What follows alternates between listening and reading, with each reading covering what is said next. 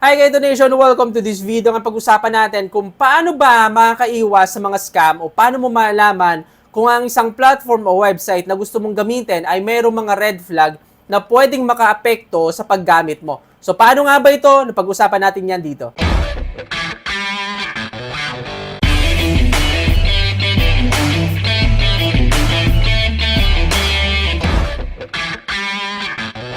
So marami kasi nagtatanong sa akin halos araw-araw na nagpapa-review o nagpapa-legit check ng isang website o platform kung scam ba o hindi. May mga nakikita din ako dito sa YouTube channel na nagre-request ng review, pero ang problema, karamihan talaga ay hindi ko nasasagot at hindi ko nagagawa ng review. So minsan, late pa yung video ko dahil late din nagre-request o nag-request yung mga tao dito sa YouTube channel. Pero ngayon, hindi na magiging problema yan dahil gumawa ako ng isang search engine platform, search engine tool na makakapagbigay sa iyo ng impormasyon kung ang isang website ay isang malaking scam o hindi. Ito po ay AI-based o artificial intelligence na nagko-collect ng mga impormasyon at nag-a-analyze ng website para masabi kung safe bang gamitin yung website na yon.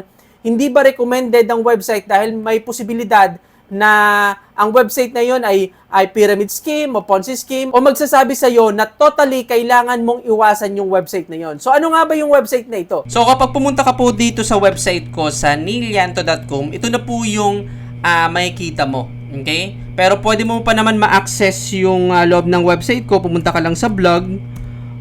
Makikita mo na po dito yung dati kong website. Pwede kang pumunta sa dashboard, mag-avail ng mga products, or pumunta sa mga blog content. Pero kapag pumunta ka dito sa homepage, ang makikita mo na ay search engine. Ngayon, ano ba yung purpose ng search engine ito, kapatid? Itong AI-based search engine website checker o itong tools na ito, ang purpose nito ay malaman kung ang website ay pasok sa tinatawag kong Nilyanto Review Standard. Ano naman itong Nilyanto Review Standard? Ito po yung guidelines na sinusunod ko sa pag-review ko ng mga platform o website dito sa aking YouTube channel. Ito po yung pamamaraan ko kung paano ako nagko-collect ng mga impormasyon at nagbibigay ng conclusion base sa lahat ng impormasyon na nakukuha ko at base na rin sa tunay na mga business model o negosyo. Pero imbis na mano-mano kong gawin ito, ang AI o artificial intelligence na nagko-collect na lahat ng impormasyon sa internet base sa hinihingi ko, kailangan ko para makabuo ang AI o ang artificial intelligence ng isang fair conclusion. So kung magsa-search tayo dito, kapatid, okay, search lang tayo. So dito meron tayong makikitang dalawang status. Yung una ay yung approve.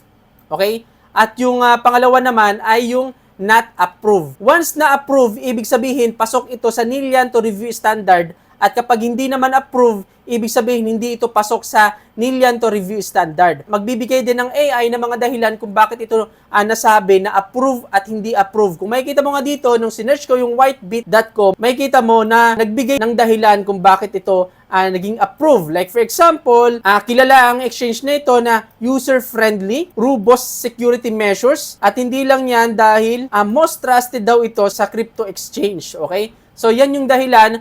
Example naman ng hindi approve. So ilagay naman natin dito yung nagpapa-branding sa akin. Search natin. So makikita mo na nakalagay dito ay not approved dahil merong mga red flags na nagsasabi na hindi ito legit at hindi ito safe investment opportunity. Hindi lang yan dahil sa conclusion, kapag ang status ay approve, mayroon pong dalawang klase ng website dito. Una, yung safe, ibig sabihin ito yung legit at legal na website. Example, balik tayo dito sa whitebit.com, makikita mo na safe to use, okay? Dahil trusted and verified by user, transparent operation at compliance with regional regulations. So yan dahilan kung bakit nasabi na ito ay safe to use. Itong Whitebit, meron ding 4 stars. Base po ito sa Nilyanto Review Standard na nandito sa AI o sa artificial intelligence. Sa madaling salita, once na may nakita ka dito na safe to use, safe na safe pong gamitin yung website na yon o safe na pumasok dito sa website na ito. Okay, pangalawa naman ay yung safe with caution. Ibig sabihin, legit pero kailangan mo pa rin mag-ingat dahil mayroong mga minor issue o mas madami yung mga hindi magandang bagay kaysa sa mga ganda sa loob ng website. For example, search natin itong wordcoin.org. So makikita mo dito, approve, pero nakalagay dito ay safe with caution dahil bago pa lang, unverified platform, limited transparency, Okay, yan yung mga dahilan kung bakit nasabi na safe to use with caution. Okay? Kung hindi naman approve, meron po itong tatlong klase ng website na nandito. Save with caution, makikita mo sa status ay not approved. Dito kasi approved, pero once na makakita ka ng not approved pero nakalagay dito ay safe to use with caution, ibig sabihin ito po yung mga legit na website pero mayroon pong mga minor red flag. At automatic, kapag meron pong red flag, hindi na po yun pasok sa Nilianto Review Standard. Kaya kahit nakalagay na safe with caution dito sa conclusion, makikita mo sa status na hindi approved. Pangalawa naman, kapag yung hindi recommended o not recommended. Search tayo. So, sinearch ko yung clicknamics.com at makikita mo na nandito ay not recommended. Okay?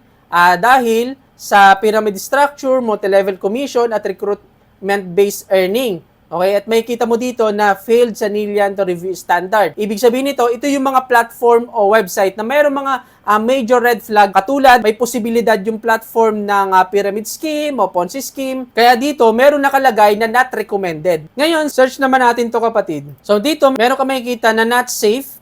Okay? Ito yung mga dahilan. At dito, meron nakalagay na phishing site at iba pa. Okay? Ibig sabihin, kapag not safe, ito yung mga website o platform na isang scam, fraud, phishing site, mga website na merong malware at iba pa. Sa madaling salita, kapag lumabas po yung not safe, once na mag-search ka dito, ito yung mga website na totally kailangan mong iwasan. Dito sa search engine na ito kapatid, malalaman mo na kung yung mga website na gagamitin mo ay safe ba talaga? Okay? Legit nga ba talaga? O hindi ba recommended o kailangan talagang iwasan? Ngayon, dahil dito sa search engine nito kapatid, hindi ka na maloloko o hindi ka na may scam dahil mayroon ng website na magsasabi sa iyo kung safe ba talagang gamitin yung isang platform o hindi. So ito yung paraan kung paano ka makakaiwas o paano mo maiiwasan ng mas maaga yung mga scam na platform. So I hope nakatulong ito kapatid para makakita ka o makahanap ka ng mga platform na legit at kumita sa marangal na paraan. Kung mayroon kang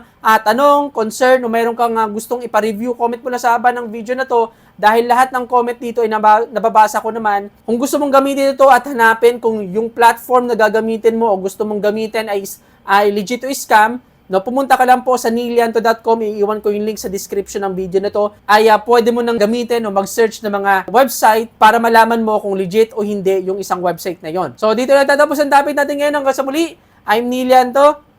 Bye-bye!